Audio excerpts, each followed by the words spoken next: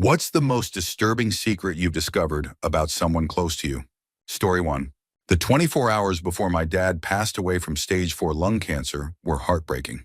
He was admitted to the ER and then moved to the ICU. Due to strict hospital COVID rules, my mother, sister, and I weren't allowed to be by his side. Throughout the day, we called and texted him repeatedly, but he never responded. My mother even contacted the hospital and spoke with one of his ICU nurses, who reassured us that he was awake and communicating normally. Sadly, he passed away very suddenly at 3:30 a.m. the following morning. By the time we were allowed to be with him, he was no longer conscious. We said our goodbyes and he was gone. Later that morning, while my mom rested, I began making arrangements for his cremation and sorting through the belongings the hospital had returned to us. Among them was his phone. Seeking comfort, I decided to read through our final text to him. To my surprise, none of our messages had been read. Not mine, my mother's, or my sister's. I assumed he was too weak or in too much pain to respond. As I scrolled through his phone, I noticed a chat app I had vaguely heard of but never used. Out of curiosity, I opened it and saw a single contact with a woman's name. As I read through their messages, I realized my father had been in constant contact with this person during his final hours and as far back as I could scroll. Their conversation was deeply personal, filled with terms of endearment like princess and declarations of love. She expressed concern for his condition, asking why he was in the ER and how he was feeling. I scrolled back far enough to realize this was more than just a friendship. It was at least an emotional affair. My grief turned into a whirlwind of anger and betrayal. A week later, I tracked the woman down and contacted her through direct messages. She revealed that she was 19 years old and had met my dad when she was just 17. He had been her high school bus driver. According to her, they had been dating for nearly 2 years. My dad was 66 years old. Learning that he spent his last moments communicating with someone so young, someone younger than his own grandchildren, was devastating. I hope it brought him some happiness in his final days, but it left me with a bitter truth I'll have to carry for the rest of my life.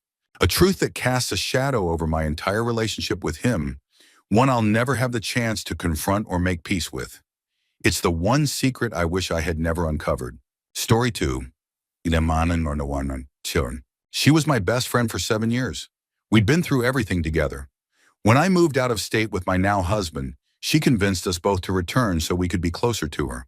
After about a year of living away, we didn't have any strong ties to our new location, so we thought, why not? She was practically family. Moving back felt like the right decision. It was the happiest I'd been in a long time. She was at our house almost every night for dinner, and we spent countless hours laughing and enjoying each other's company. That first year back was perfect. But then things began to change. Slowly, she started driving a wedge between my husband and me. Whenever we argued, which like any couple we occasionally did, she would text both of us, validating each of our perspectives and subtly fostering resentment between us. With me, she planted the idea of a backup plan, saying that if my husband and I didn't work out, I could move in with her. She'd tell me how great our life together would be. Meanwhile, with my husband, she began bringing up her struggles with infertility and how she wanted a child who looked just like him, hinting that she simply needed a sperm donor. All of this came to light around the same time.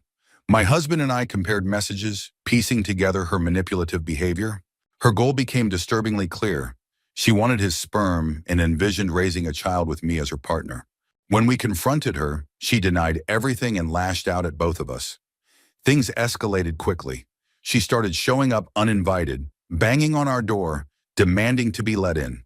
The situation became so terrifying and anxiety-inducing that we had no choice but to move and change our phone numbers. It's deeply unsettling to look back on someone I considered family, someone I trusted implicitly, and realize how toxic and obsessive her feelings toward me were. She cared, yes, but in a way that was unhealthy and frightening. That chapter of my life taught me a hard lesson about trust and boundaries. Story 3. After my great-uncle passed away, my family made a shocking discovery. While cleaning out his attic, we found a chest containing photos and memorabilia from his time as a Grand Wizard in the KKK. The chest held images of rallies, lynchings, and cross burnings, all taking place in rural Alabama.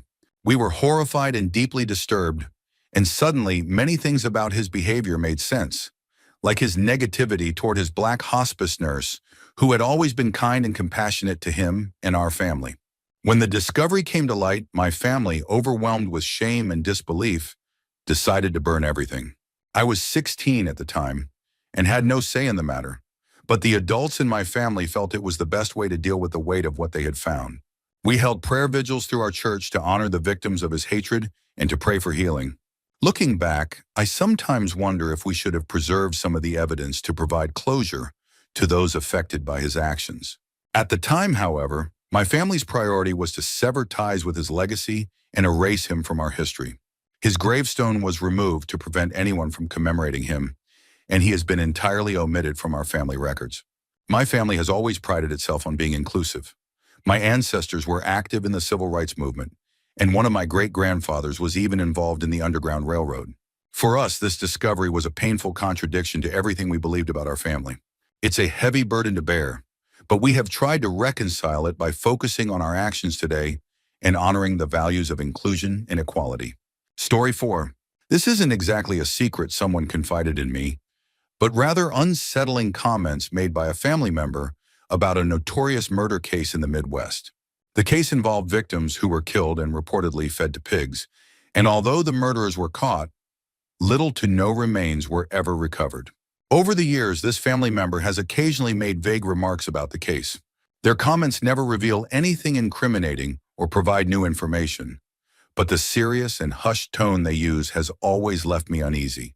It's as if they might know more than they're letting on, whether firsthand or through someone else. The situation feels even more eerie considering their background. At the time of the murders, this relative worked at a slaughterhouse owned by another family member, who also happened to be an ex-biker and somewhat of a mysterious figure in their own right. This relative seems to relish making people uncomfortable, often recounting the gory details of animal processing, especially pigs, at the dinner table. While it's possible their comments stem from a fascination with true crime or the rumors that tend to flourish in rural communities, I can't shake the feeling there's more to the story. Perhaps they know something they're hesitant to share, or perhaps it's all just unsettling talk. Either way, I'm tempted to gently probe the next time I see them. Maybe they'll finally open up, or maybe it's better left alone. Story 5. My best friend of 25 years once confessed to me that they believed they were a sociopath, and they said it with pride. Their declaration was followed by an exuberant, "I don't give a fuck about anyone but myself." I was taken aback and immediately tried to convince them otherwise, pointing out examples of their care for others. But as the years went by and life became more chaotic, I started to distance myself and observe them more closely. Eventually, I realized they had been right all along. Not only were they a sociopath, but they had been abusive, manipulative, and toxic to me for decades. They brought around some of the worst people imaginable, people who would try to ruin your life and isolate you if you disagreed with them. Over time, the passive-aggressive stabs and emotional manipulation piled up until one day, I finally woke up to who they truly were. It wasn't a sudden revelation, it was a long, gradual process. But when the moment came, I cut them out of my life completely. The healing process has been slow, but liberating. Looking back, it felt like I had been on a slow, intravenous drip of poison for decades, and pulling the IV out allowed me to step into the light. Life has been brighter ever since. Story 6. My mom's side of the family has an odd way of dealing with trauma. They turn horrific events into humorous stories to share at gatherings. It's their coping mechanism, I suppose, but it's jarring to hear. For example, stories about my grandfather trying to shoot my grandmother in front of their kids, or my mom being beaten for saying Billy D. Williams was attractive, were told at Christmas parties, even when I was a child. The only things that don't get turned into fun stories are the events too dark or incomprehensible to process. Those get buried, and I've only caught glimpses of them over the years. One of those glimpses was when my grandmother casually mentioned that my grandfather had been in the KKK, participated in lynchings, and was really proud of his skill at it. Another was learning later in life that the only reason I saw him growing up, while none of my cousins did, was because he knew where my mom lived but didn't know about his other children's families. Not visiting him wasn't an option for us. Looking back, it all makes sense now.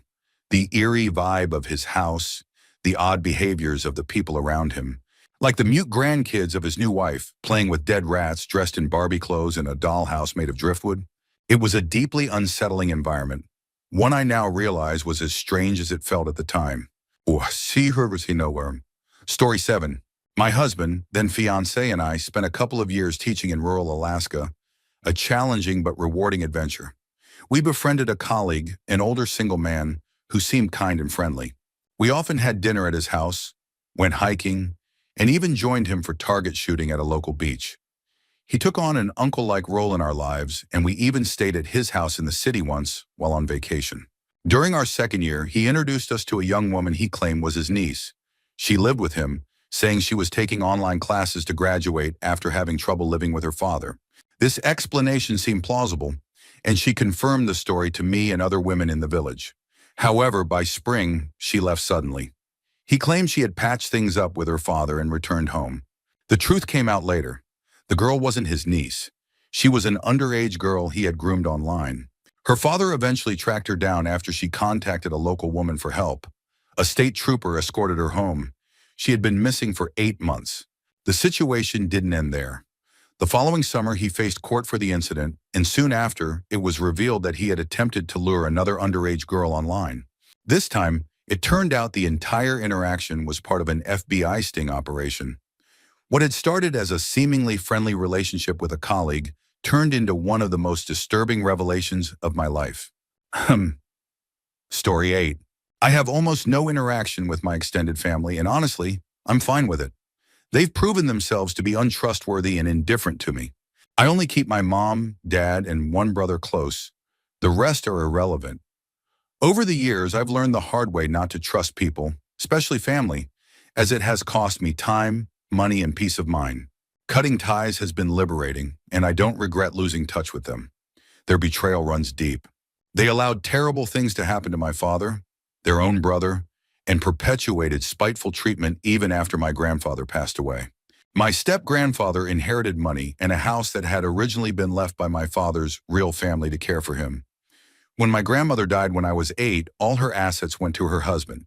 When he passed, he left the money and property to everyone except my family because, in their eyes, we weren't related. It didn't matter that this was money meant for my father's care. It was stolen from him. Years later, they reached out asking to let bygones be bygones. I refused. They had profited from injustice, and the money that was rightfully meant for my father was taken by someone who never worked for it and lived off the inheritance. To this day, I hold firm. Their father was a usurper who stole my father's rightful inheritance, and I will not forgive them for perpetuating that hate and betrayal. Story 9. My father's life was a mess of infidelity and deceit. He cheated on my brother's mother with my mom, though my mom didn't know at the time. They got married, and I was born on their first wedding anniversary.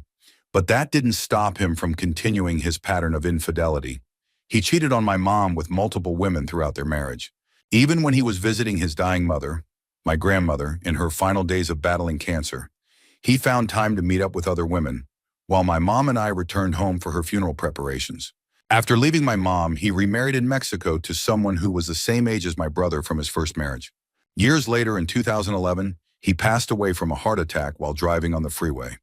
In his final moments, he managed to park the car safely before succumbing. After his death, my brother and I went through his belongings, including his phone, and what we found wasn't surprising. He was cheating on his current wife in Mexico.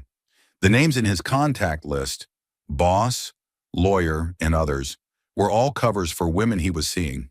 We scrolled through the messages, unsurprised by their content. In the end, we decided to do him one final favor. We erased everything from his phone. He was a player until the day he died. A scumbag, yes, but his past, from what I've heard, was troubled.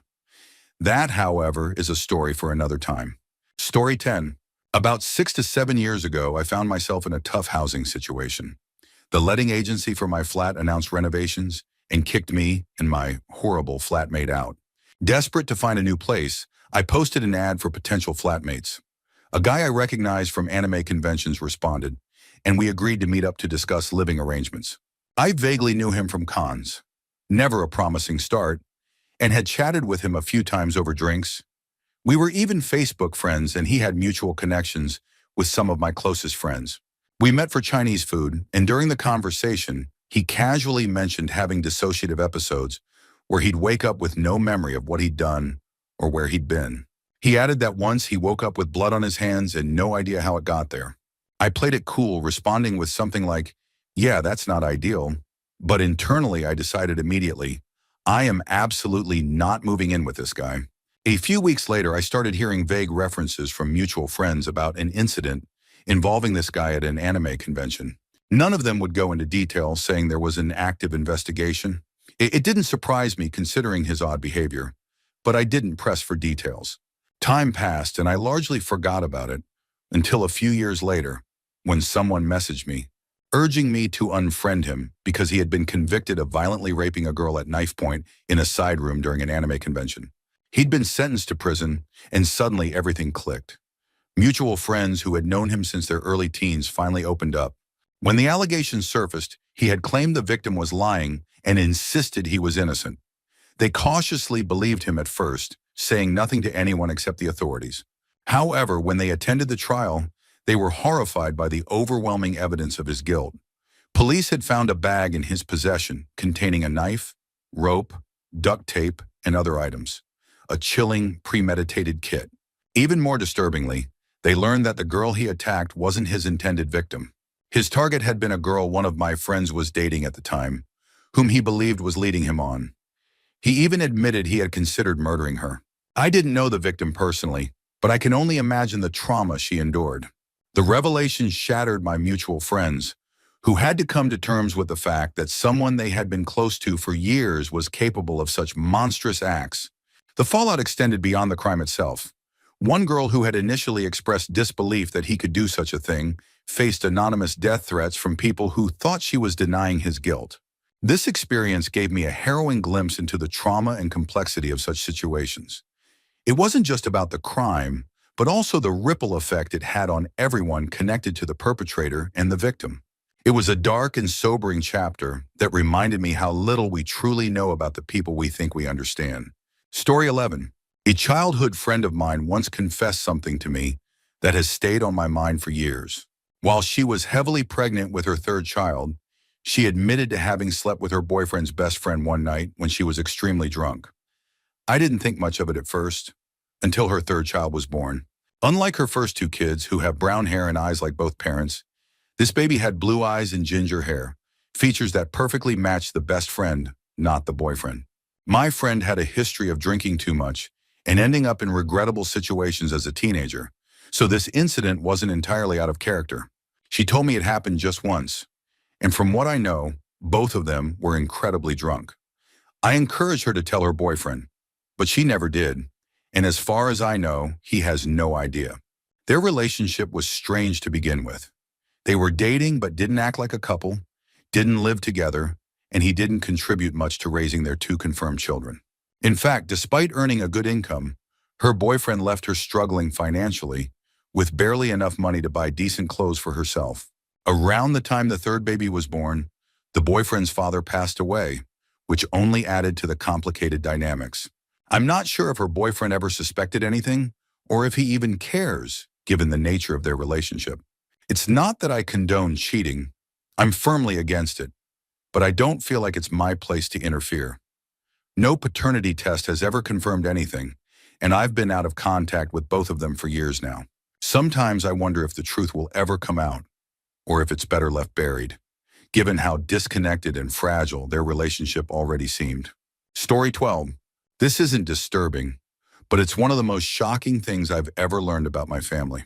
My great-grandfather, who passed away when I was about 8, never spoke about his time in the military. We knew he had served in World War I as a 17-year-old. He lied about his age to enlist. And we knew he was wheelchair-bound due to injuries he sustained. Beyond that, he never shared any details of his experiences. After his death, my parents were sorting through his belongings when they found something incredible. A Victoria Cross, the highest British military award for bravery in the face of the enemy. Curious, they did some research and uncovered the story behind it. He had fought at the Battle of the Somme. He received the Victoria Cross for his heroism, but he never told anyone. Not his wife, not his children, not his grandchildren. He never wanted recognition or praise for his actions. I imagine he didn't want to relive those traumatic moments, and he likely believed he was simply doing what anyone would have done for their friend. The quiet strength and humility of men like him from that era is something I deeply admire. They were truly made of different stuff. Story 13.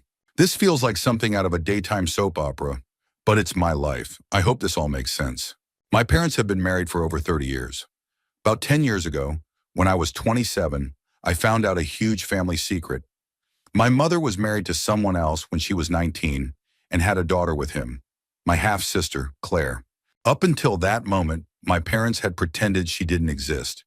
I had no idea she was out there. At the same time, I also learned that my eldest brother, Sam, is actually my half-brother. Sam had always seemed distant, leaving home when I was very young and returning briefly when I was 16, only to disappear again after an argument with my parents when I was 18. Suddenly, everything made sense. Why my parents were so critical of him and why he cut ties with them. The revelation came when Claire reached out to my other brother, Peter, on Facebook and told him point blank that she was our half-sister. Peter was furious, which forced my parents to come clean. During the conversation, my mother casually mentioned that Sam was also her first husband's son. When I asked her, wait, so Sam is my half-brother? She responded with a dismissive, well, duh. She turned on the waterworks, and at the time I comforted her. But over the last decade, I've grown to resent my parents for hiding so much. They claim they were protecting us, but I'm certain they just never intended to tell us. Claire's story is heartbreaking. When my mom married my dad, they tolerated Sam but completely rejected Claire. She ran away from home several times before my grandmother took her in permanently. My grandmother, whom I only met twice in my life, raised Claire from the time she was 4. Now I understand why my mom avoided all contact with my grandmother and grandfather when I was growing up. To this day, my parents pretend everything is fine, but I haven't been able to recover from their betrayals. My mother's texts give me anxiety. I moved 2 hours away 8 years ago, and they've never offered to visit me. Yet they expect me to visit every Christmas and guilt trip me when I don't. Writing this is making my heart race, but it feels good to finally put it into words. Thank you to anyone who took the time to read this. It means more than you know. Story 14. My youngest brother, who everyone saw as a sweet, sensitive kid, shocked us all when we learned he had been having an affair with his girlfriend's mom. He even called her mom before they ran off together to get married after his girlfriend caught them in bed. To make matters worse, he was later kicked out of the army because his girlfriend's dad, an army chaplain, discovered the affair and reported him. Apparently, the army doesn't take kindly to officers sneaking around with other men's wives, and my brother had already been warned multiple times. We didn't know the full story at first. He had told us he was dropping out of high school in his senior year to live with his girlfriend's family until they were both 18 and could get married. My parents were concerned and tried to change his mind, even taking him to counseling. However, during a private session, the counselor expressed concerns that my brother might hurt himself or our parents, so they reluctantly let him go. Not long after, he sent us a letter saying he never wanted to hear from any of us again. A few months later, everything blew up. His girlfriend caught him with her mother, and he was discharged from the army. While cleaning out his room to make space for a baby, we discovered a stash of items he had stolen from us, and letters where he detailed how much he hated everyone in the family, except me, whom he referred to as a lonely loser. The latest update we've heard is that he now works at Home Depot, married his ex-girlfriend's mom, moved in with her mother, and is considering going to electrician school. Despite telling us he never wanted contact, he's apparently bitter that my parents haven't tried to reach out to him. My parents are devastated, but have chosen to respect his wishes for no contact. Everything we know about him now comes from mutual friends, his ex-girlfriend, and his mommy wife's Facebook updates. It's a bizarre and painful situation for the whole family, and none of us know how to make sense of it. Story 15. When I was in 8th grade, my dad started his own business. Around the same time, my grandfather tragically committed suicide. He was kept on life support for 6 months before passing away, and the aftermath of his death seemed to set off a chain of events that unraveled our family's stability. Shortly after my grandfather's death, my dad's business went under. We had to file for bankruptcy, lost all our savings, and even had to give up our car. Eventually, we moved to a different city and into a small apartment. My dad found a new job, but the transition was incredibly difficult. The financial strain and emotional toll had long-lasting effects on our family, lasting for over a decade. For years, my dad told me that we lost everything because of my grandfather's death. The medical bills, the time away from work, and the stress that followed. Believing that narrative fueled my passion for suicide prevention charities. I felt like I understood firsthand the ripple effects of such a tragedy. However, after my dad passed away, I was sorting through his papers and uncovered a lawsuit he had been involved in. It turned out that he had been sued for aggressively sexually harassing a female graphic designer at his business. She had filed a complaint, and when he fired her in retaliation, she sued him. He lost the case, and the resulting legal and financial fallout had bankrupted us. This all happened right before my grandfather's death. Learning the truth after so many years was devastating. The story I had clung to, the one that shaped my understanding of our family's struggles, was only partially true. My grandfather's death was undoubtedly tragic, but it wasn't the sole reason we lost everything. It's hard to reconcile the father I thought I knew with the man I discovered in those documents. Story 16. For 23 years, I believed my dad hated me and loved my brother. My childhood and teenage years were brutal. The only time he spoke to me was when he was yelling. We'd sit across from each other at the dinner table, never making eye contact, and I think we might have exchanged words twice a year, even while living under the same roof. But with my brother, he was affectionate, close, and warm. It tore me apart. I grew to hate him deeply, but it messed with my head because I hated that I hated him. And I knew he hated me even worse.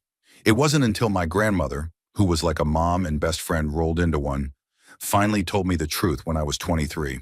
She revealed that he wasn't actually my biological dad. My real dad had left before I was born, and my mom met the man I called Dad when I was 1. Once my brother was born, his biological son, he resented me completely and treated me like I didn't belong. I was relieved to know the truth, but also deeply embarrassed. Growing up, friends would often ask me if he was my real dad because of the way he treated me. I always defended him, saying, "Of course he is. My mom wouldn't lie to me about that." But she had. No matter how bad things got, she never said a word. It left me with deep trust issues and a lifetime of wondering why no one told me sooner. Story 17. Back in 2010, my brother and I spent summer break with our grandmother, our dad's mom. A couple of weeks after we returned home, my grandmother called our mom, furious, claiming I had stolen $7,000 from a safe at her house. I was completely clueless about what she was talking about, but thankfully, my mom defended me. She told my grandma there was zero evidence to suggest I took it and that she didn't believe I would do such a thing. But my grandma wouldn't budge. She was convinced it was me and declared I was never allowed back in her house and that she didn't want to see me anymore. She insisted that the money was for something important and made it clear I was exiled from the family. From that moment on, my grandmother didn't speak to me for 7 years, not until 2017 when I had my first child. Here's the kicker. Earlier this year, I found out it wasn't me who took the money. It was my brother. And even though she found out the truth back in 2011, less than a year after the incident, she never confronted him about it. She didn't cut him off, didn't demand the money back, and didn't even apologize to me. Instead, she continued to shut me out for another 6 years while maintaining a close relationship with my brother. What hurts even more is that my dad's entire side of the family knew the truth the whole time. They knew I was innocent and had been wrongfully blamed, yet no one ever tried to make it right or welcome me back. They let me remain the scapegoat while my brother stayed in their good graces. For 12 years, I was punished for something I didn't do, and to this day, no one has apologized or acknowledged the harm they caused. It's a betrayal I don't think I'll ever fully recover from. Story 18. My cousin had a full-ride football scholarship and a bright future, but he gave it all up out of loyalty to his then-girlfriend, now wife. She had accused the star quarterback of rape, and when the school investigated and dismissed the case, he dropped out in solidarity with her. A few years and a baby later, she confessed it was a lie. She had slept with the quarterback and didn't want to admit to cheating. Not long after, she left my cousin, claiming she felt like she missed out on fun by getting married so young. She partied with her college friends while my cousin worked and raised their child on his own. Eventually, she came back around, and despite everything, he accepted her. Then things got even worse. She accused him of domestic violence, providing fake evidence in court with photos of injuries that were obviously altered, like a black eye switching sides of her face. The case made it to pre-trial but was thrown out when her lies were uncovered. In court, she admitted she fabricated the whole thing, yet continued trying to get him to visit her while the restraining order was still in place, which he wisely avoided. Fast forward 6 months and they're back together. She claims she feels left out now that her friends are settling down, so my cousin is suddenly a valid option again. They're now expecting their second child. The worst part? His parents took out $15,000 in loans to save him from the legal trouble she caused. When they asked him to help pay it back, both he and his wife cut off all contact with them. It's heartbreaking to see how much his loyalty to her has cost him and his family. Story 19. I spent 10 years with my ex-partner, raising his kids and having a baby together, only to find out 18 months after we separated that he had been cheating on me for most of our relationship. About 2 years into our time together, he began an affair with another mom from the kids' school, and it carried on for years. When I messaged the woman, she revealed that he had told her, and everyone at the school, that I was his live-in au pair and not his partner. For a decade, the entire community watched us living as a couple, yet no one said a word to me about his affair. I worked at the school as a teacher and counselor, and even my friends there didn't tell me what was going on. The other woman said she confronted him when we publicly announced we were expecting a baby, realizing something wasn't right. He lied to her, claiming we had just gotten together. Meanwhile, he was taking his kids, the ones I was raising, to family outings, holidays, and even taking family photos with her and her children, all while keeping me in the dark. He even had his kids keep the secret from me. 4 years into our relationship, he proposed to me in front of his kids, claiming his divorce had finally come through. It hadn't. He was still married to his first wife. When I confronted him years later, he admitted everything. He also told me he was still close friends with his ex-wife, spoke to her weekly, and was angry that she moved to another state when we had our daughter because it broke his heart. For a long time, I blamed myself, thinking I must have been naive or stupid to miss all the signs. But as I got older, I realized it wasn't about me. It's normal to trust and love your partner. The problem wasn't me, it was him. Some people are just liars and cheaters, and they do this to anyone. That realization gave me some peace, but it doesn't erase the betrayal I felt for so many years. Story 20. When I was 14 or 15, my cousins moved in with my family. First one, then the second, and eventually their stepsister. They came to live with us because their father, who had married an abusive woman, was incapable of taking care of them.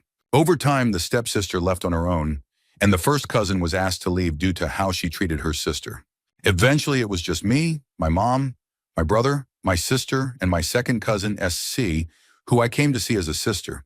Around that time, my mom started dating a man we'll call C. After 10 years of focusing on us, it seemed like she finally found someone who made her happy. He was fun, supportive, and came to watch my school plays. He became a part of our family and we all accepted him. Tsetsi and I shared a room with a bunk bed. Her bed was the bottom double and mine was the top single. When she stayed at her mom's overnight, her mom was a raging alcoholic, I would sometimes sleep in her bed because I'd never had a double bed before.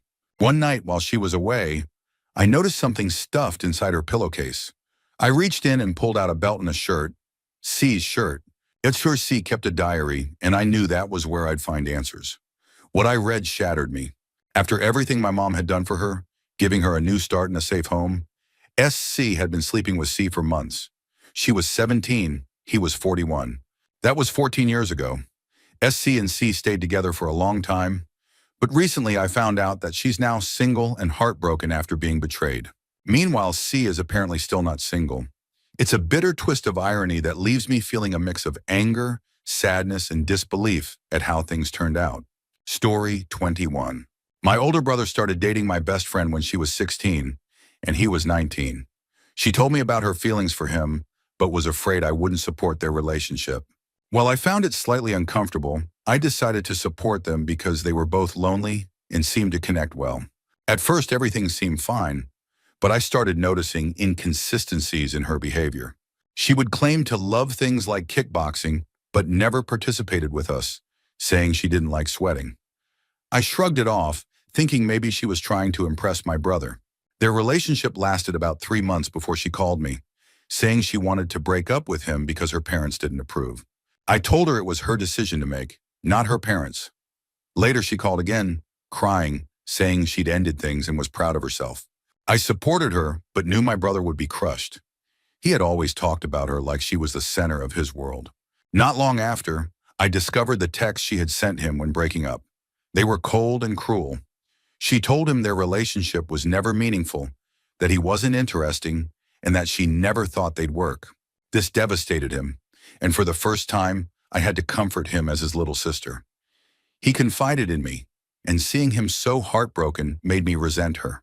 A few days later, she joked at the mall about getting with someone's rich dad, which her older brother shut down, saying, "Time and place." Her behavior and attitude started to change, and she became distant. Her family also started acting strangely. Her mom would end conversations abruptly, her dad accused me of being disrespectful, and her baby cousin became snooty. Eventually, she ghosted me and my other best friend, blocking us without explanation. Her mom began posting passive-aggressive fake friend messages on social media, tagging her daughter and saying things like, "Friends are temporary, but family is forever." I had never spoken poorly of her, always encouraged her, and thought of her as family. I was devastated. A year later, she reached out and revealed the truth. My brother had been trying to isolate her, telling her she wasn't his type, that her family was controlling, and that he was the only one she could trust. He even lied, saying I constantly talked down about her and encouraged her to cut ties with me. It was shocking to realize that my own brother had gone so far to manipulate her and ruin my friendship, just so he could have her for himself. It was a betrayal I never expected from either of them. Story 22. In university, I was part of a close-knit group of friends who prided ourselves on building an intentional community. We held weekly dinners, pooled resources, and often opened our doors to help those in need. Many in the group were budding activists involved in issues around race and LGBTQ plus discrimination. One of my coworkers at the time was going through a lot. She'd been kicked out of her house for being a lesbian and was grieving her grandmother's declining health. I introduced her to the group, and we all welcomed her with open arms. I even spoke to my mom, who agreed to let her live rent-free in my old room until she could get back on her feet. A few weeks into this arrangement, my mom called me, saying the girl had to leave because things weren't right. This caused a huge stir in my friend group. The girl accused my mom of being homophobic, which led to me being essentially ostracized from the group, except for a few who felt something about the girl's story didn't add up. I went home to find my old room completely trashed. Garbage bags everywhere, dirty dishes thrown away instead of washed, and just an overwhelming mess. On top of that, my mom revealed the girl was using drugs, was an alcoholic, and had been verbally abusive toward her. The girl begged not to be kicked out, but we gave her until the end of the month. My grandfather and someone from the group helped her move out. While cleaning the room afterward, I found several checks in the name of her late grandmother, which she had been using to buy expensive art supplies. We contacted her family and discovered the truth. Her parents hadn't kicked her out because she was gay, but because she had been stealing from her dying grandmother, who she was supposed to be caring for. She had also been committing fraud by using her grandmother's Social Security money. We reported her for fraud, but when I tried to explain what had happened to the group, they didn't believe me. Only one person, who had experience with addiction in their family, recognized the signs. It was heartbreaking to lose so many friends who refused to see the truth and continued to label my mom as hateful based on the girl's lies. Story 23. This story still unsettles me, and I'm not sure what to make of it. A few years ago, I was living with my then boyfriend, now ex. The relationship wasn't great. He was clearly struggling with mental health issues but refused to seek help. As a result, he was emotionally abusive and neglectful. One night, during a seemingly casual conversation, he opened up about something that still haunts me. He admitted to killing someone who had solely assaulted his sister. I don't know if this was true or a manipulation tactic, but it terrified me. He knew I was already afraid of him. He had threatened to hit me before, and this confession only made things worse. One day while he was at work, I went onto his computer to find a game to transfer to mine. We didn't have internet access. While searching, I found a disturbing collection of files, documents on how to hide a body, guides on the best ways to kill someone, instructions on building bombs, and a copy of the anarchist's cookbook. I confronted him about it, telling him I didn't feel safe knowing he had those files. His response was chilling. "I'm keeping them, and I don't care about you, myself, or anyone else." That was the breaking point. I ended the relationship on the spot, and he moved out shortly after. Not long after he moved out, my little gray cat went missing. I still don't know if it was a coincidence, but I never found him, and it breaks my heart to think of what might have happened. On a brighter note, 2 years ago, a stray cat wandered into my yard. I gave him a piece of steak, and he's been with me ever since. He's currently asleep on my chest as I write this, and I'm grateful every day for his comforting presence. Story 24. My uncle is one of the best family men I've ever known. Growing up, he was like a father to me since my dad wasn't around much. He's one of the funniest people I know and absolutely amazing with kids. He even learned to play Minecraft at 60 just to bond with his nephew and ended up loving it. My mom always says he's the best brother she could ever have. But I've learned that his past was far darker than the loving man he is today. As a teenager, my uncle was nothing like the person I know now. He tormented my mom, his younger sister, and at 17 he was arrested for a violent gang-related crime and disowned by the family. While in prison, he was jumped and disfigured by a race gang. After being released, he lived with a biker gang, and for the next 20 years, my family didn't know if he was alive or dead. At some point, he went back to prison for manslaughter. Eventually, he married and decided to leave that life behind. But it wasn't easy. He was harassed and coerced by gang members into doing horrible things he'd rather not talk about. It wasn't until a large crackdown on the gangs wiped them out that he was finally free to start over. Most of the family, especially the younger generations, don't know about his past. Even among the older members, very few know the full extent of what he went through or what he did during those years. By the time I was born, the man I knew was bubbly, loving, and full of joy. It wasn't until my 20s that I learned the truth from my mom and uncle. Family became the most important thing to him, and he feels immense guilt for the way he treated my mom when they were younger. Now he is a fiercely protective and loving brother to her and a father figure to me. Despite his past, I couldn't ask for a better man to have in my life. He may have been one of the worst people back then, but today he is undoubtedly the best man I know. Story 25. A few years ago, I was part of a regular D&D group with some people my partner met through work. Even after he left that job, we continued playing with the group for several months. One night, one of the players, G, didn't show up. He didn't call or text, which was unusual. A few days later, he messaged the group, apologizing and promising to be back for the next session. At the following session, G, who lived nearby, asked if he could hang out at our place afterward. We agreed, and after some casual conversation, he asked if we wanted to know why he had missed the last game. He made us promise not to tell anyone, and we reluctantly agreed. G confessed that he had been at the police station because they had confiscated his phone and laptop. When we asked why, he admitted he had been looking up child pornography. He claimed he had never touched anyone and explained that since he couldn't afford therapy, he had turned to this instead and was detained as a result. My partner and I were stunned and didn't know what to say. The conversation shifted to the cost of therapy and the limitations of free counseling, but we couldn't get past what we had just learned. Eventually, G left, and we were left feeling suffocated by the weight of the revelation.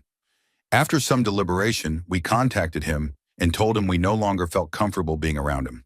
We asked him to leave the D&D group, but assured him we wouldn't tell the others what he had shared. He agreed and exited the group.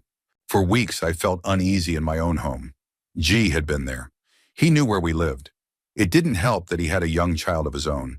While I hoped the police were managing the situation and that his visitation rights were being addressed, the thought of someone like that having any access to children was deeply unsettling. We finished the campaign and drifted from the group over time. I kept my promise not to tell anyone about G, but I've often wondered if I made the right choice. The idea that someone you think you know can hide something so horrifying still haunts me. I don't live in that house anymore, and I try not to think about him, but the memory still gives me chills. Story 26. There was an older Croatian man in my community, known as a saint for his incredible generosity.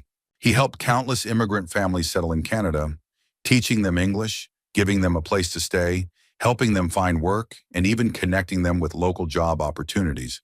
Despite his wealth, he lived alone and never married or had children. He was deeply respected, but the truth of his past was far darker than anyone imagined. My grandmother, who knew him well, told me his story.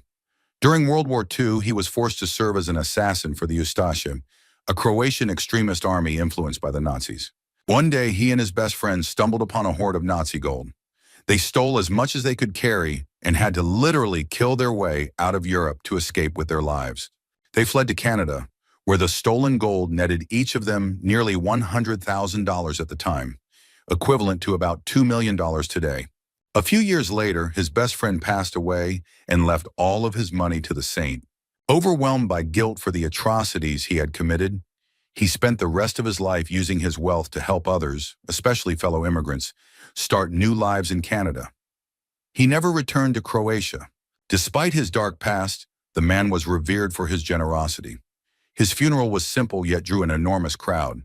Dozens of families came to pay their respects to the man who had changed their lives for the better. My grandmother, who had always spoken highly of him, hinted that she may have had feelings for him, but she remained loyal to my grandfather, even after his passing in the 1970s. The saint's story is one of redemption. A man who carried unimaginable guilt but dedicated his life to trying to make amends. It's incredible how someone with such a dark past could become a beacon of hope for so many, though the weight of his history likely followed him until the end. Story 27. My parents used to live in a rural community where neighbors were far apart, but everyone knew each other. Among them was an elderly couple who lived 3 houses away. They were kind people. The wife tended to her garden, and the husband was always helping neighbors with his truck, even driving those without cars to a bus stop 13 kilometers away. He once drove my 13-year-old sister there during this time, which was almost 10 years ago. One day, they both seemed to disappear. For nearly a month, their house was silent. The garden was neglected, the truck sat unmoved, and their cats wandered off to other neighbors for food. Concern grew, and after 2 weeks, some neighbors went to the police. The authorities dismissed their concerns, saying the couple had been hospitalized after a serious accident and couldn't have visitors. A month later, the couple reappeared. The husband was now in a wheelchair and could barely speak, and the wife had scars on her face and neck. When asked about the accident, they avoided the subject. People assumed it was post-traumatic stress and stopped prying, instead trying to support them. Over the next year, they adjusted to a new routine. The wife would wheel her husband around the neighborhood, chatting with people while he stayed silent but gentle in demeanor. About a year and a half after the accident, he passed away. A few months later, she died too. It wasn't until their son came to handle their affairs that the truth emerged. The accident was actually an attack. The husband, suffering from a senile crisis, had stabbed his wife 16 times with a kitchen knife. He only stopped when he fell and broke his hips. Despite her injuries, she crawled to the phone and called their son, who rushed them both to the hospital. Her wounds, though numerous, were not deep, allowing her to survive. Their son explained that she never resented her husband for the attack. She insisted on keeping it a secret because she didn't want the community to shun him or treat him poorly. Her husband never recovered mentally, believing everyone around him to be spies and threats. To this day, it's hard to process how such a kind couple could have endured such a violent situation without anyone knowing. Story 28. When I was 26-27, my best friend went to prison for causing death by dangerous driving.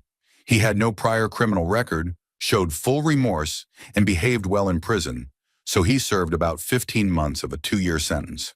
During this time, I visited him 3 or 4 times, traveling with his fiancée to the prison, which was 3 hours from our hometown in southwest England.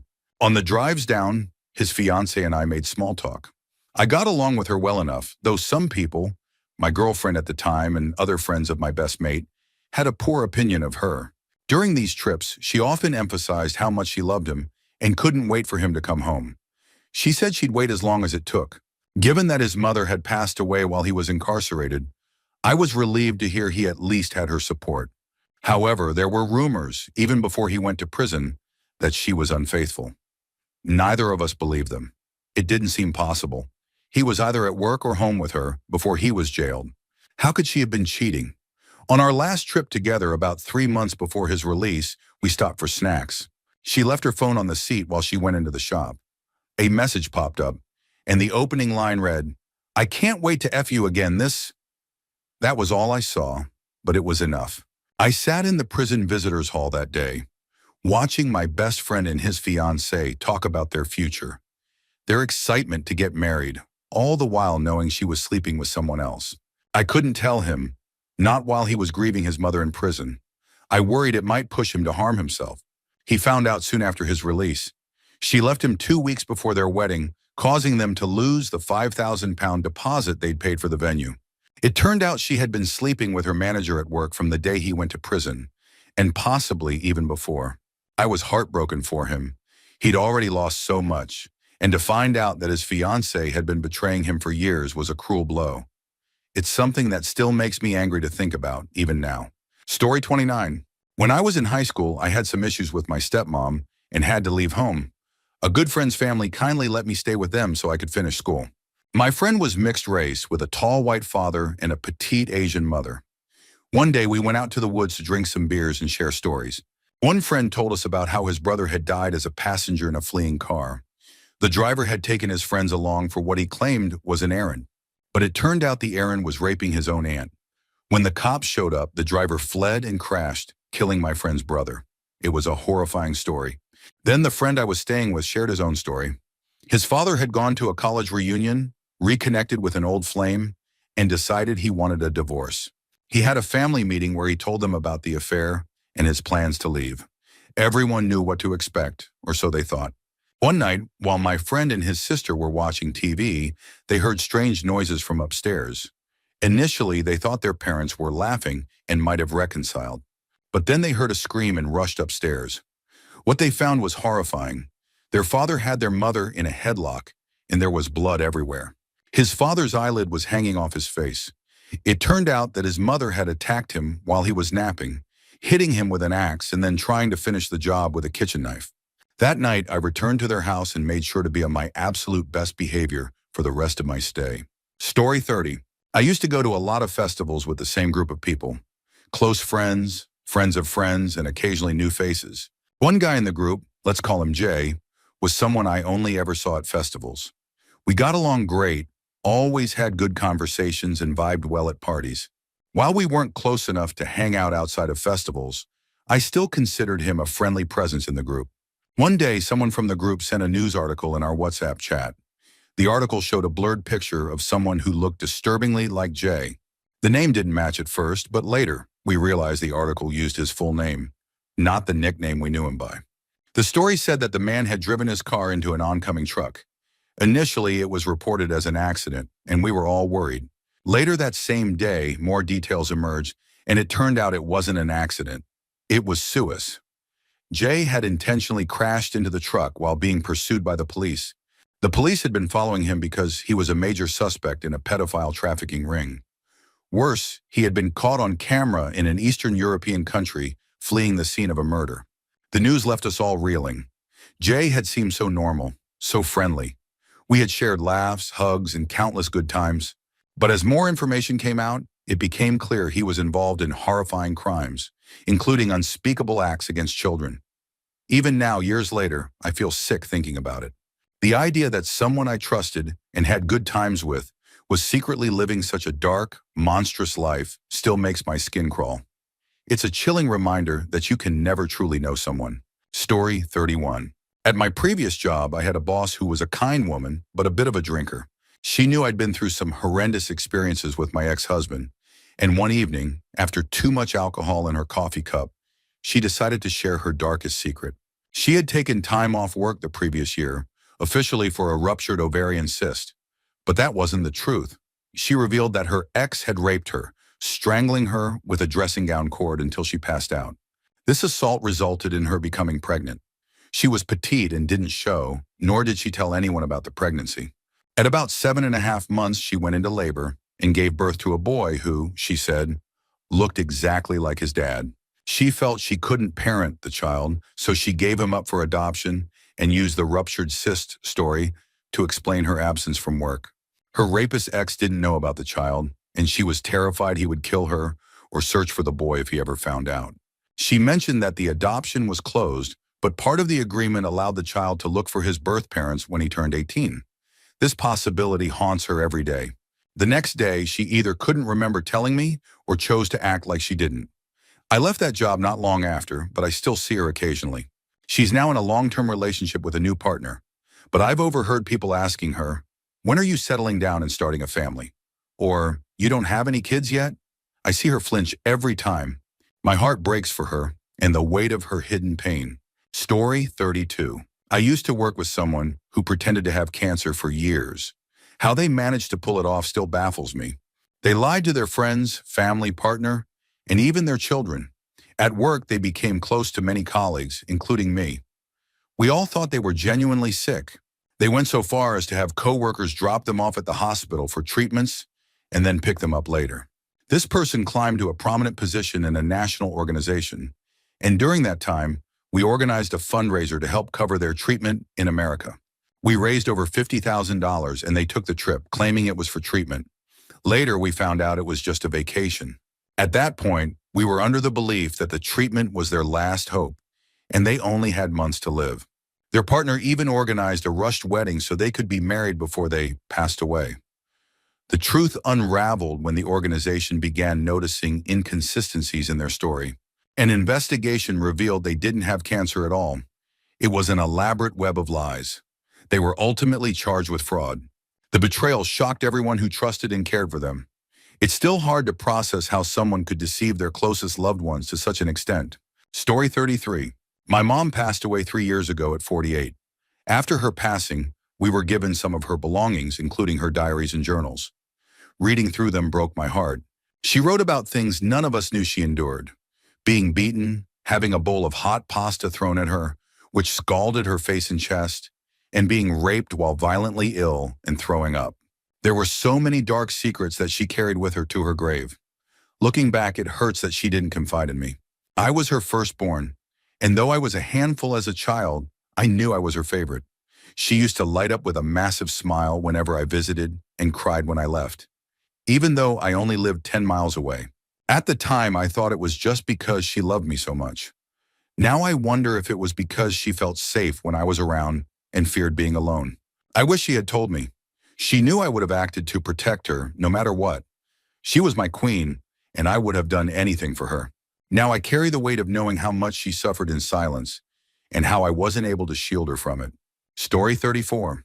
Growing up, the story of how my grandmother died was always presented as a tragic accident.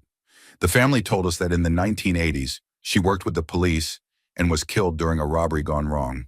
Apparently, the robbers tried to steal her car and purse, and when they discovered her police-related work items inside, they killed her. That was the narrative my siblings and I were given, and we never questioned it, especially since my mom was deeply affected by the loss. She was very young when it happened. Years later, after my great-grandparents passed, my mom had to sort through the family house in inheritance matters. During that process, she discovered the truth, which was much darker than we had ever imagined. My grandmother struggled with severe mental health issues, and the stress of raising 2 toddlers with my grandfather frequently absent due to work only worsened her state. One day, she locked my mom and her sister in another room for a nap. While they were asleep, she took her own life in the living room. The children were only let out of the room when their father returned home to find the devastating scene. This was the 1980s, a time when mental health struggles were deeply stigmatized. The family chose to hush up the tragedy, crafting the robbery story instead. My aunt, who was from my grandmother's first marriage, went to live with her biological father, while my mom stayed with my grandfather. He, unfortunately, succumbed to alcohol poisoning a few years later. I only learned this because my mom and her sister recently started reconnecting after years of estrangement. During one of their conversations, my aunt confided that there are days when she feels like she just wants to give up, like mom. It's a haunting family truth that adds layers of complexity to my mom's pain and the life she's had to navigate.